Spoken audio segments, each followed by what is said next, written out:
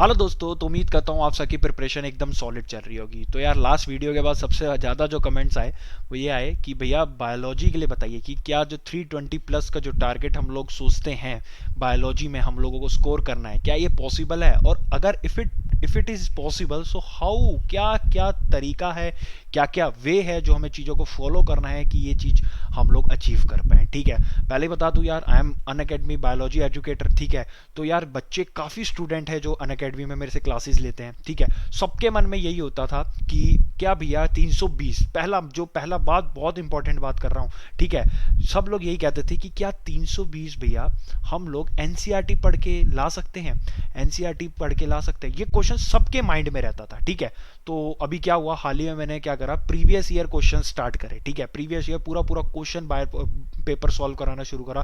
For example हमने 2017 का जो पेपर सॉल्व करा था। ठीक है, जो भी स्टूडेंट अन अकेडमी में जिसने ये 2017 वाली पेपर की क्लासेस अटेंड करी हो, कमेंट करके बताना। एंड पूरा हमने जब एनालाइज करा, एक एक क्वेश्चन, पूरे 90 के 90 क्वेश्चन जब हम लोगों ने सॉल्व करे ना, तो आप लोग, लिटरली कह रहा हूं कि उसमें से 85 क्वेश्चंस प्योरली एनसीईआरटी से थे। ठीक है, प्योरली एनसीईआरटी का मतलब ये नहीं है कि भाई आपको पूरी, जैसे एनसीईआरटी में दे रखा होगा कि हाँ भाई पूरी लाइन उठा के वो दे देगा, नहीं, थोड़ी चीज़ें आपको मॉड्यूलेट करी गई। ठीक है, थोड़ी चीज़ों को घुमाया गया और इस वजह से आपको थोड़े से मॉड्यूलेट करके थ्योरी को थोड़ा घुमा घुमा के आपको क्वेश्चन प्रेजेंट करे थे नीट में। ठीक है, 2017 का ही एग्जाम्पल ले रहा हूँ, और भी आप क्वेश्चन पेपर करे थे तो सारे में मैक्सिमम 80 to 85 क्वेश्चन आपके प्योरली एनसीईआरटी में थे। उसमें से जो सबसे ज़्यादा जो जैसे आप कह सकते हैं 5 क्वेश्चन में से 2 या 3 क्वेश्चन आपके ऐसे थे जो एक्स्ट्रा थे और वो ह्यूमन फिजियो से पूछे गए थे। ठीक है, ये एनालाइज हम लोगों ने, एनालाइजेशन पूरा आप लोगों ने अगर नहीं करा सेशन अटेंड, जिसने कर रखा है वो कमेंट जरूर करना, मैं पिन कर दूंगा। ठीक है, तो भाई एक चीज मैं बता दूं, अगर ये 320 का आंकड़ा अगर आप लोग सोच रहे हो ना, ठीक है, तो सबसे पहले you must read, learn and पूरी आप लोगों ने एक एक डायग्राम को अच्छे से पढ़ना है, एक एक चीजों को अच्छे से पढ़ना है। कहां से? एनसीईआरटी के। आप लाख चाहे 100 बुकें लगा लो कि भाई मैं ट्रूमेंस भी कर लेनी है, मैंने ये भी कर लेना है, मैं वो भी कर लेना है, ABCD कोई भी पब्लिकेशन का भी कर लेना है, लेकिन अगर आप लोगों ने एनसीईआरटी सही से नहीं पकड़ी ना, और एनसीईआरटी अगर आपने को दिमाग में नहीं अटकाई, तो भाई काम नहीं बनेगा। तो सबसे पहले अगर ये टारगेट अचीव करना चाहते हो ना 320 प्लस का, ठीक है, तो आप लोगों को एनसीईआरटी तो सॉलिड रखनी चाहिए। ठीक है, ये पहला पॉइंट सबसे इंपॉर्टेंट। अब काफी लोग कहते हैं कि भाई एनसीईआरटी पढ़े, तो भाई पढ़े कैसे? ठीक है यार, देखो सीधी सी बात है, एक सेकंड में थोड़ा सा ये रेस कर दूं। ठीक है, बात समझ रहे हो ना मेरी, जो मैंने जितना समझाया? थोड़ी काम की बात होगी, वीडियो छोटी ही रखूंगा, ज़्यादा लंबी नहीं रखूंगा, ताकि आप लोगों को काम की बात पता चले और आप लोग अपना जो भी आप लोगों को अगर अच्छा लगता है इसमें वो फॉलो कीजिए। ठीक है, सबसे पहले तो भाई जो भी चैप्टर पढ़ो, ठीक है, एक होता है कि भाई लेक्चर्स वगैरह अटेंड करें। ठीक है, अपने लेक्चर्स के जो नोट्स होते हैं वो बिल्कुल अच्छे से प्रिपेयर करो, कोई बात नहीं। ठीक है, उसके बाद मेनली जो टारगेट ये रखा करो कि जो नोट्स हो ना आप लोगों के प्योरली एनसीईआरटी ही हो। ठीक है, जो एनसीईआरटी से जो थोड़ा बहुत बाहर होता है वो थोड़ी बहुत अपने रफ पेपर्स वगैरह में जो भी होता है उसमें लिख लो, बट मेजरली फोकस ये रखा करो, उन लेक्चर्स को फॉलो करा करो जो पूरा फोकस अपना एनसीईआरटी में रखते हैं। ये चीज को ध्यान रखना। ठीक है, एनसीईआरटी फोकस रखा करो। ठीक है, उसके बाद एक एक डायग्राम को आप लोगों ने अच्छे से एनालाइज करना, एक एक डायग्राम। अगर किसी किसी डायग्राम की पूरी आप लोगों को डिटेल्स नहीं दे रखी तो भाई अपने तरफ से फर्ज बनता है कि अपने तरफ से हम लोग पूरी उसके बारे में नॉलेज गैदर करें। ठीक है, अगर कोई टर्मिनोलॉजी दे दी है एनसीईआरटी में, अगर कुछ भी आपको लगता है कि भाई ये अधूरा है, तो भाई उसको ये अधूरा नहीं छोड़ना है, आप लोगों ने 100% कवर करना है। अगर ये चीज आप कवर कर रहे हैं तो हम कह सकते हैं कि यस, आपने पूरी 100% एनसीईआरटी कवर करी है, एक एक चीज। ठीक है, सारी चीजें, सारे कंसेप्ट आप लोगों को ये भी पता होना चाहिए कि भाई कौन सी लाइन में इज, एम, द, आर किस जगह कैसे यूज हो रहा है। ठीक है, मेरे कहने का यही मतलब है कि भाई इतने अच्छे से एनसीईआरटी आप लोगों के दिमाग में फिट होनी चाहिए। ठीक है, काफी लोग कहेंगे अरे ऐसा थोड़ा ना होता, और भाई करने वाले करते हैं और करना पड़ेगा। ठीक है, कंपटीशन जिस तरह से है उस हिसाब से आपको तैयारी भी करनी पड़ेगी, और अगर टारगेट इतना बड़ा है कि भाई 320 हम लोगों को अचीव करना है, तो भाई बिल्कुल एक सिस्टमैटिक वे से उसको फॉलो करना पड़ेगा। सबसे पहले तो अपनी एनसीईआरटी सॉलिड रखो। ठीक है, और दूसरी बात ये याद रखा करो, काफी लोग होते हैं भाई जिसको लिखने की आदत होती है। ठीक है, मेरी एक पॉइंट आप लोग जो भी मतलब जो भी स्टूडेंट है जिसको हाँ भाई मैं लिख लेता हूँ, लिख लिख के याद करता हूँ, ये जैसे भी जो नहीं भी करते, यार एक चीज ध्यान रखा करो, जब भी एनसीईआरटी पढ़ते हो अपना चैप्टर कंप्लीट करते हो ना, आंखें बंद करा करो। ठीक है, कहते हो ना की नोट्स कैसे बनते हैं, मैं आज आपको एक टेक्निक बताता हूँ बहुत अच्छा। ठीक है, की नोट्स की एक टेक्निक बताता हूँ।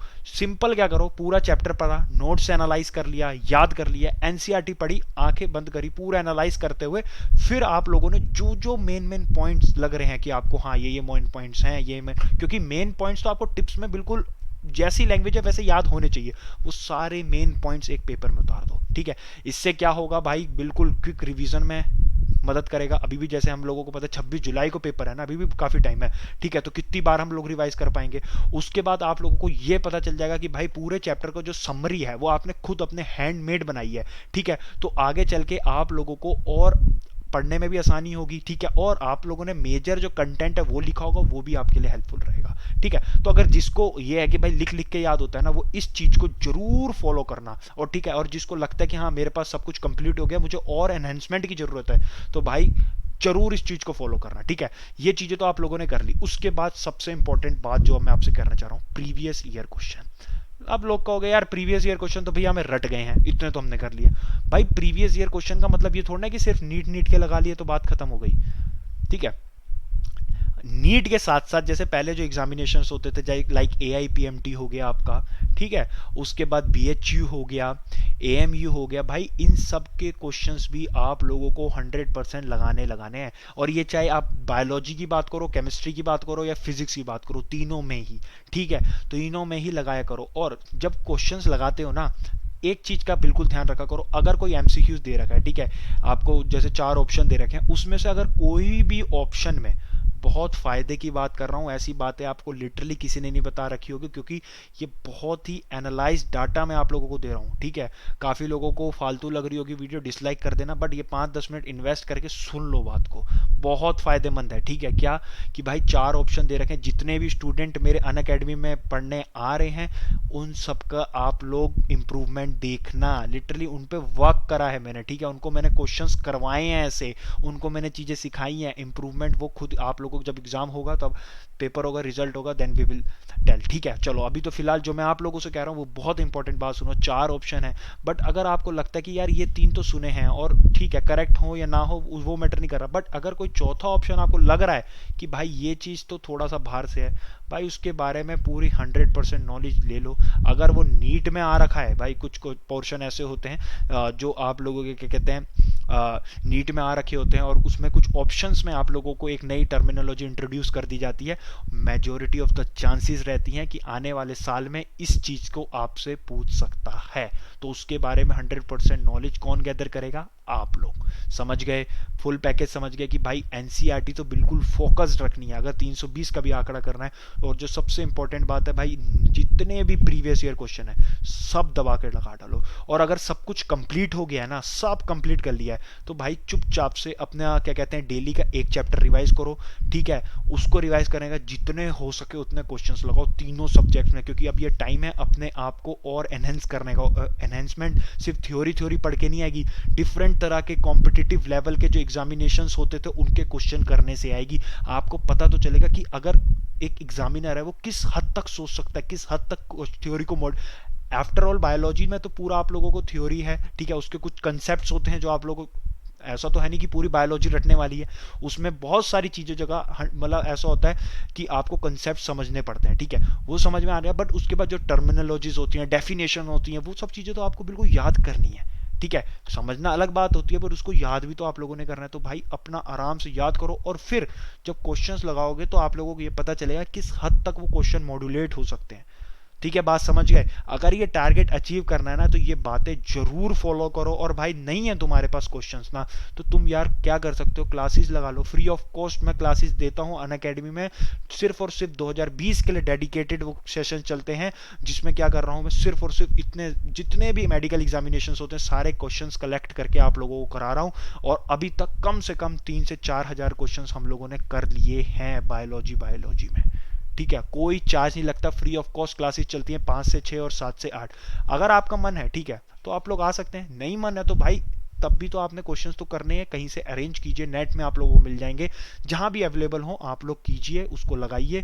ठीक है, और अगर आप लोग आना चाहते हैं तो इसमें भी आइए, 1000 ऑफ स्टूडेंट आते हैं भाई, सब लोग पार्टिसिपेट करते हैं, रैंकिंग होती है कि इतने सारे स्टूडेंट है, कौन फर्स्ट आया कौन सेकंड आया, तो भाई कॉम्पिटिटिव फीलिंग पूरी रखते हैं हम लोग, ठीक है। बट यही कहना चाहूँगा कि एट द एंड भाई एमसीक्यूज 100% अब आप लोगों को लगाने हैं, थ्योरी पढ़नी है, और सबसे इंपॉर्टेंट एनसीईआरटी है, क्योंकि भाई जिन जिन ने वो अभी हाल ही में पूरा क्वेश्चन पेपर सॉल्व करा है, जरूर कमेंट करके बताना मैंने आपको एक एक क्वेश्चन दिखाया एनसीईआरटी में था या नहीं, ठीक है। और आप लोग भी ये समझ लीजिए भाई, एक्स्ट्रा पढ़ो अच्छी बात है, बट सबसे पहले अपना बेस एनसीईआरटी को क्लियर करो। लिटरली आप लोग फोड़ के आओगे, गारंटीड है, मार्क्स माय, ठीक है। जितना भी चीज़ें आप लोगों को कर रहे हो, सारी की सारी चीज़ें आप लोगों को आउटकम 100% मिलेगा, बस एक डिसिप्लिन के साथ इन चीज़ों को फॉलो करो, ठीक है। तो उम्मीद करता हूँ यार बातें आप लोगों को समझ में आई होगी, जरूर अगर समझ में आए तो लाइक शेयर सब्सक्राइब जरूर कीजिएगा, ठीक है। टेलीग्राम ग्रुप अविरल ब्लॉग्स के नाम से जरूर सेव कर लेना, फॉलो कर लेना, ठीक है, ज्वाइन कर लेना उसे, ठीक है। प्ले स्टोर में जाना, टेलीग्राम ग्रुप, टेलीग्राम अपलोड करना एप्लीकेशन, अविरल ब्लॉग सर्च करना, आप लोगों को मिल जाएगा, ज्वाइन कर लेना। वहाँ पे मैं कुछ इंपॉर्टेंट अपडेट्स, बुक्स वगैरह, फ्री ऑफ कॉस्ट नोट्स वगैरह, टेस्ट वगैरह सब डालता रहता हूँ, ठीक है। और अगर इंस्टाग्राम चलाते हैं, कोई क्वायरीज है, तो इंस्टाग्राम पे भी आप लोग मुझे फॉलो कर सकते हैं @13 अविरल पे, ठीक है। बाकी यार अनअकैडमी में जिसने भी क्लासेस लेनी होती है, अविरल कुमार सर्च करो अनअकैडमी में, ठीक है। ओके, आप लोगों को वहाँ पे मिल जाऊंगा, शेड्यूल पूरे मिल जाएंगे, नहीं तो मेरे टेलीग्राम ग्रुप में मैं लिंक्स देता रहता हूँ, ठीक है। तो चलिए फिर, जिस टॉपिक पे नेक्स्ट वीडियो चाहते हैं ना, फटाफट कमेंट कर दो, क्योंकि अब रेगुलर वीडियोस आएंगी चैनल पे, ठीक है। और जितने भी कंटेंट बेस्ड सेशंस होते हैं जिसमें क्वेश्चन प्रैक्टिस, वो सारे के सारे अनअकैडमी में होते हैं, ठीक है। तो चलिए फिर मिलते हैं नेक्स्ट वीडियो में, ओके फिर।